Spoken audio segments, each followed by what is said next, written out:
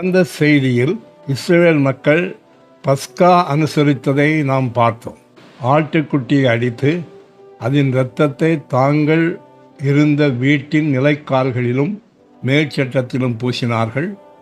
நடு சாமத்தில் யெகோவா கடந்து வந்தார்.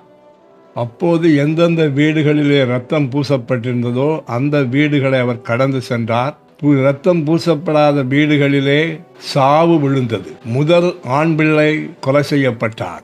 கால்நடைகளின் ஆடு மாடுகளின் முதல் ஈற்றுகள் கொலை செய்யப்பட்டன. இப்படியாக எகிப்து தேசம் முழுவதும் அரசனிலிருந்து ஆண்டி வரை எல்லாருடைய வீடுகளிலும் சாவு விழுந்தது. எனவே எல்லாரும் கூக்குரலிட்டார்கள்.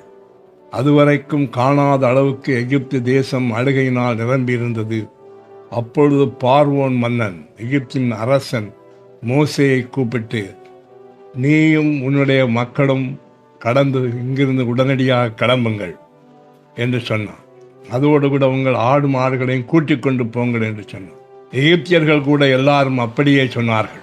எனவே அவர்கள் எகிப்தை விட்டு புறப்பட தயாரானார்கள். அப்பொழுது யெகோவா மோசேயின் மூலமாக இஸ்ரவேல் மக்களிடம் சொன்னார், நீங்கள் உங்கள் அக்கம் பக்கத்தில் இருப்பவரிடமிருந்து தங்க பொருட்களையும் ஆபரணங்களையும் வெள்ளி ஆபரணங்களையும் பொருட்களையும் கேளுங்கள், அவர்கள் உங்களுக்கு தருவார்கள் என்று சொல்லியிருந்தார். அதன்படியே யெகோவா எகிப்தியருடைய இருதயத்தை இளக்கினார். எனவே இஸ்ரவேலர்கள் கேட்ட வெள்ளியையும் பொன்னையும், வெள்ளி நகைகளையும் பொன் நகைகளையும் வெள்ளி பாத்திரங்களையும் பொன் பாத்திரங்களையும் இஸ்ரவேல் மக்களுக்கு கொடுத்தார்கள். எனவே இஸ்ரவேல் மக்கள் அன்று இரவே எகிப்து நாட்டை கொள்ளையடித்து கொண்டு கிளம்பினார்கள்.